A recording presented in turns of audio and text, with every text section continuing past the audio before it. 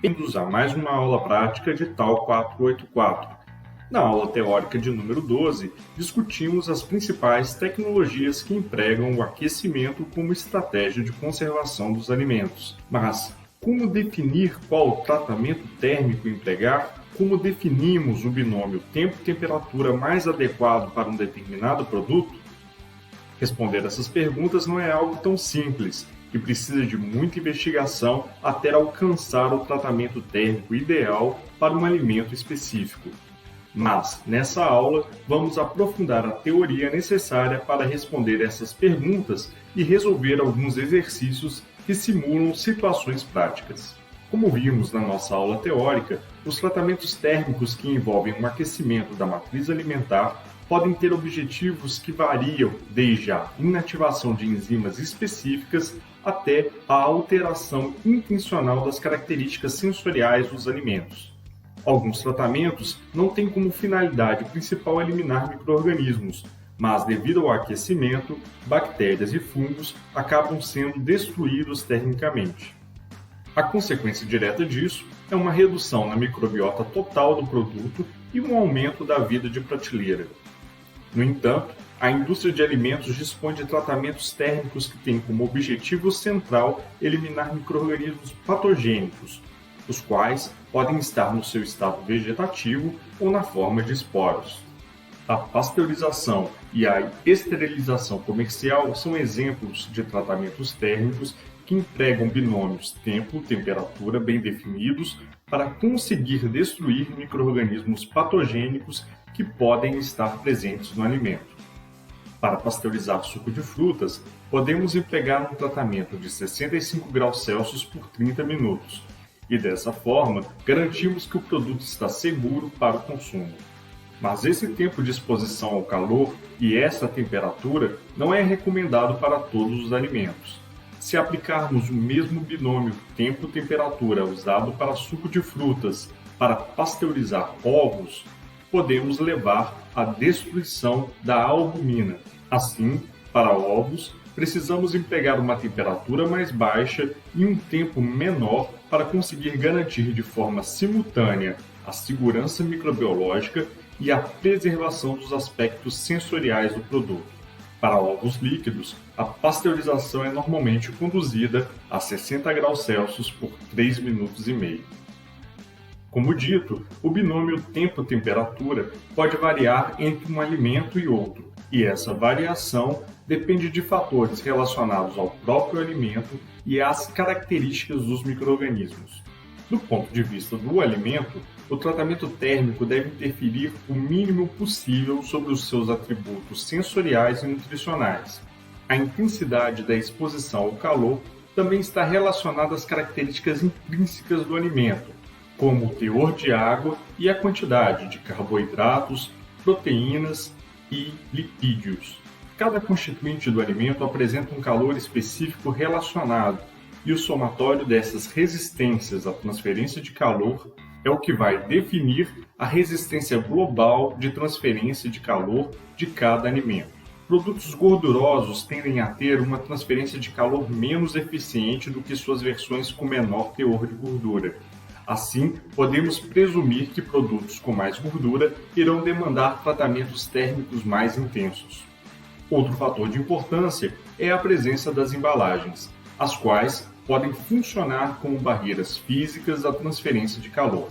Para o mesmo material, quanto mais espessa a embalagem, maior será o tempo de exposição ao calor para conseguir a destruição térmica dos micro-organismos pretendida.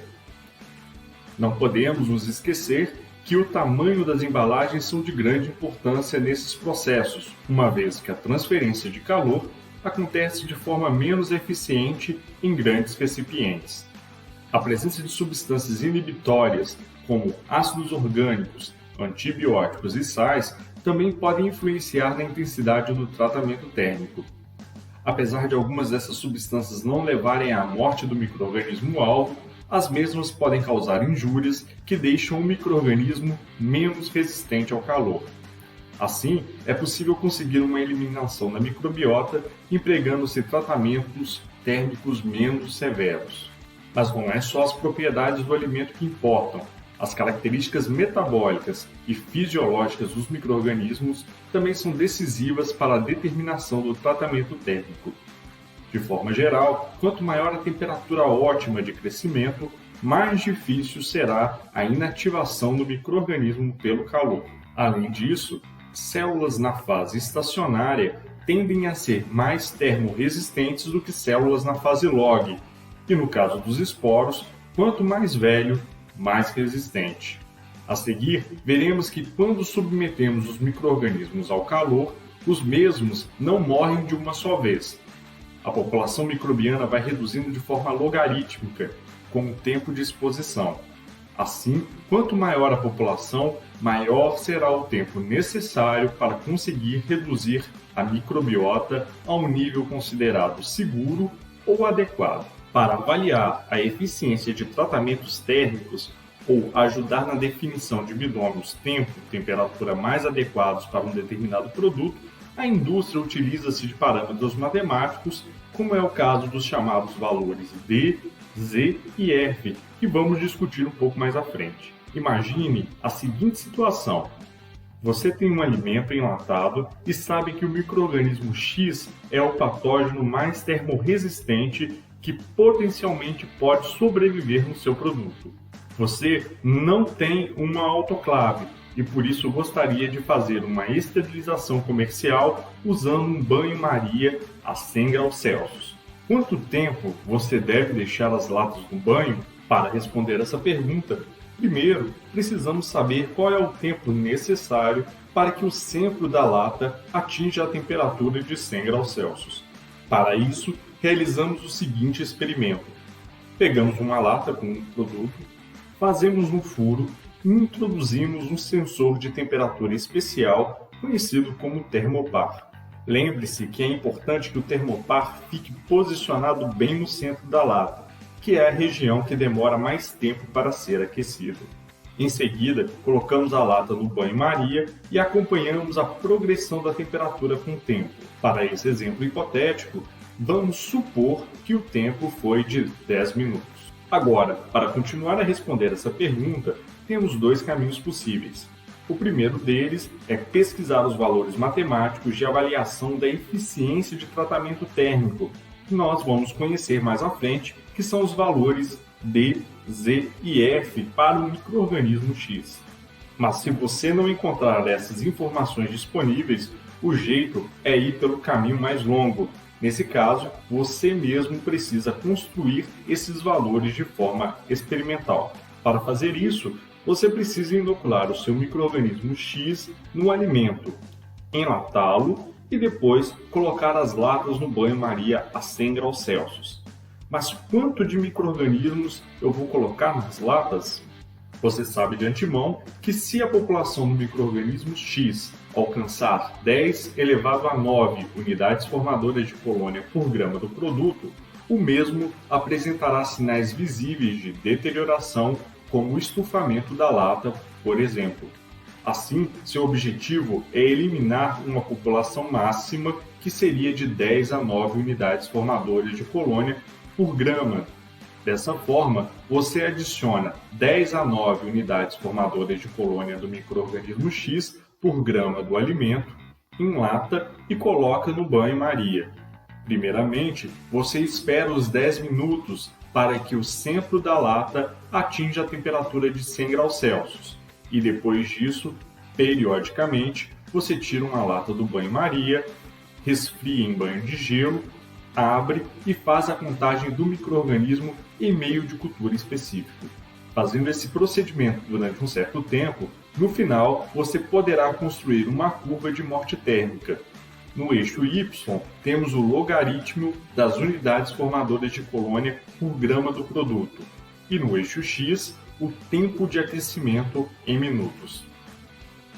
Analisando o gráfico, você concluiu que com 3 minutos conseguimos eliminar aproximadamente 10 elevado a 9 UFC por grama do micro-organismo X, ou, em outras palavras, uma vez que o centro da lata atinge a temperatura de 100 graus Celsius, com 3 minutos conseguimos eliminar 9 ciclos logarítmicos do micro-organismo X. Uma vez que toda a população microbiana foi eliminada, podemos dizer que 3 minutos corresponde ao tempo de morte térmica. Agora que sabemos como construir uma curva de morte térmica, vamos entender o que é valor D e como esse parâmetro pode ser empregado pela indústria. Por definição, o valor D, também conhecido como tempo de redução decimal, é o tempo em minutos de tratamento térmico a uma determinada temperatura capaz de causar uma redução em 90% do número de células ou esporos presentes numa suspensão. Também podemos entender o valor de D como sendo o tempo necessário para reduzir um ciclo logarítmico da população microbiana a uma temperatura constante. No exemplo hipotético que acabamos de ver, com 3 minutos conseguimos reduzir 9 ciclos logarítmicos do micro-organismo X. Assim, para reduzir um ciclo logarítmico, precisaríamos de apenas 0,33 minutos. Em resumo, o valor D a 100 graus Celsius para o micro-organismo X é de 0,33 minutos. De forma genérica, podemos calcular o valor de D de forma matemática, e para isso vamos novamente analisar a curva de morte térmica.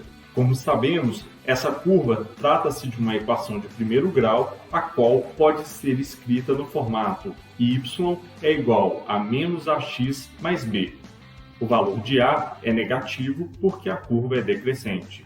Y pode ser substituído pelo logaritmo de n na base 10, x pode ser substituído por t, que é o tempo de aquecimento, e b pode ser substituído por logaritmo de n0 na base 10.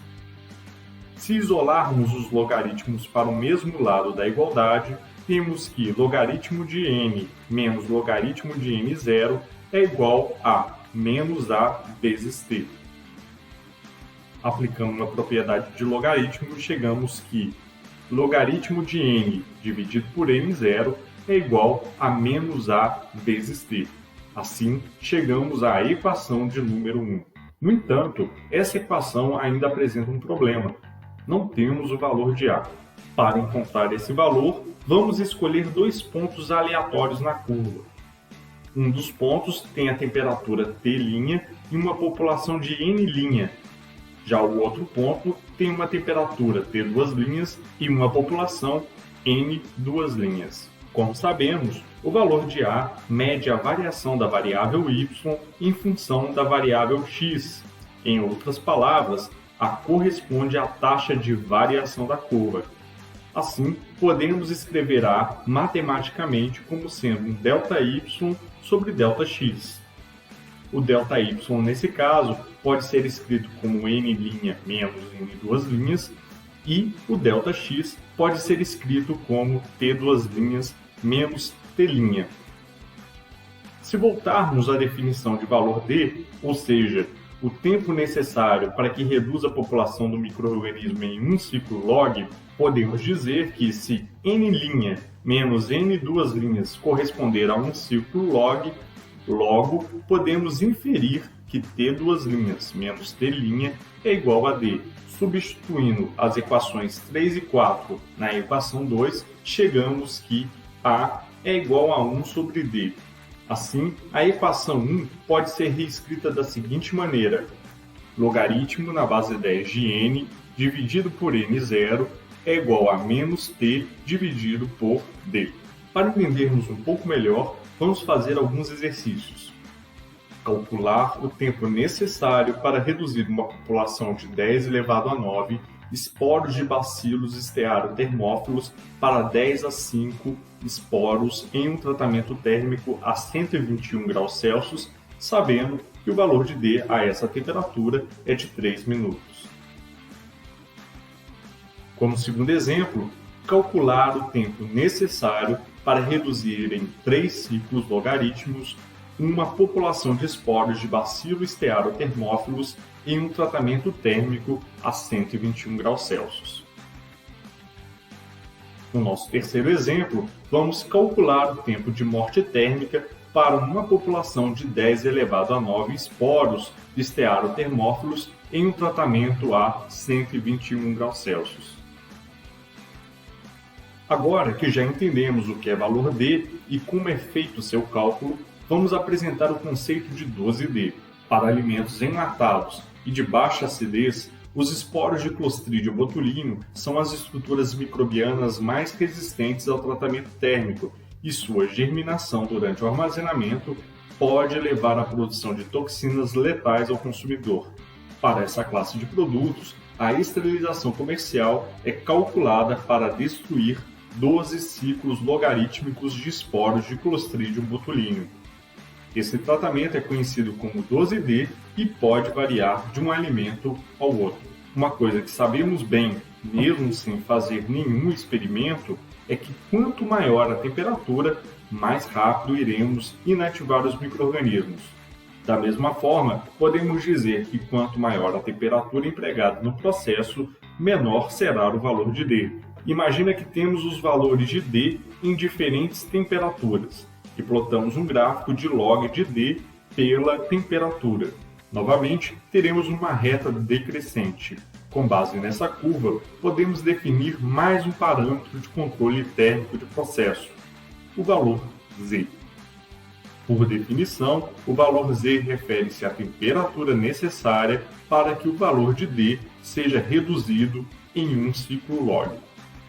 Podemos também entender como a variação de temperatura necessária para que o valor de D seja reduzido em 10 vezes. Considere o seguinte exemplo. Imagine que para um tratamento a 100 graus Celsius, o valor de D de um certo micro-organismo é 10 minutos e o valor de Z é de 5 graus Celsius. Isso significa que a cada aumento de 5 graus na temperatura, o valor de D é reduzido de 10 vezes. Isso significa que a 105 graus Celsius, o valor de D será de 1 minuto, a 110 graus Celsius de 0,1 minuto e assim por diante. Enquanto D reflete a resistência de um micro-organismo a uma temperatura específica, Z dá a informação da resistência relativa de um micro-organismo para diferentes temperaturas destrutivas. Isso permite o cálculo de processos térmicos equivalentes sob diferentes temperaturas. Para definirmos matematicamente a equação que permite calcular o valor de Z, considere a curva de log de D pela temperatura. Agora, considere dois pontos nessa curva. O primeiro ponto a uma temperatura T1 e valor de D igual a dT1. E o segundo ponto a uma temperatura T2 e valor de D de dT2. Vamos escrever a equação da reta para cada um desses pontos e multiplicamos a segunda equação por menos 1.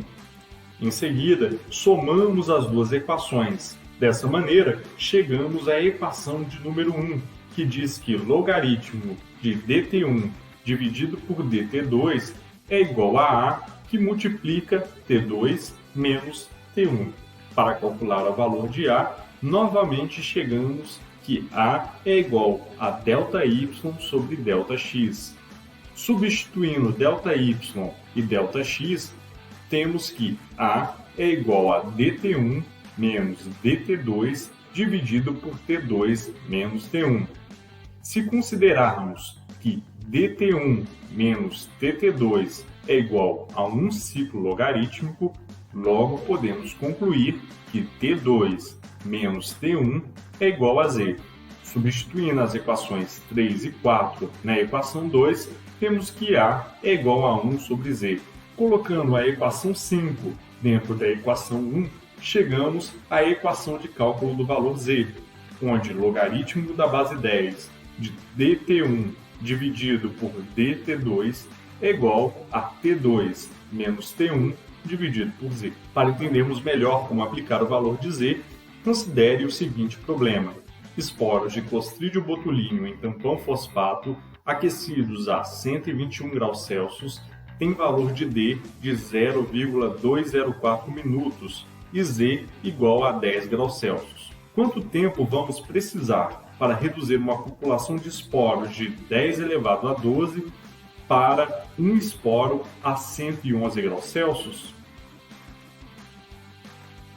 Nesse exemplo de número 5, considere a curva hipotética de morte do micro-organismo A e determine o valor de Z. Note que se observarmos a curva para 90 graus Celsius, uma redução de um ciclo log na população acontece em apenas 1 minuto. Assim, podemos dizer que o valor de D a 90 graus Celsius é igual a 1 minuto. Agora, observando a reta azul referente ao tratamento térmico a 70 graus Celsius, a redução de um ciclo log na população corresponde a um tempo de processo de 10 minutos. Podemos concluir que o valor de D a 70 graus Celsius para esse micro-organismo é igual a 10 minutos. Note que quando aumentamos a temperatura de 70 graus Celsius para 90 graus Celsius, o valor de D reduziu em 10 vezes. Assim podemos dizer que Z é igual a 20 graus Celsius. Para finalizarmos, um outro conceito que podemos empregar é o valor F.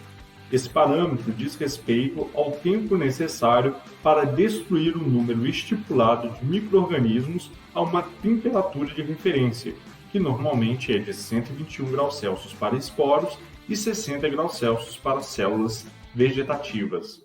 Se conhecemos o valor de D para um micro-organismo e a sua população inicial em ciclos logarítmicos, calculamos o valor de F multiplicando o número de ciclos pelo valor de D. Vamos finalizando essa prática e para saber mais sobre esse assunto, deixe seu comentário no vídeo.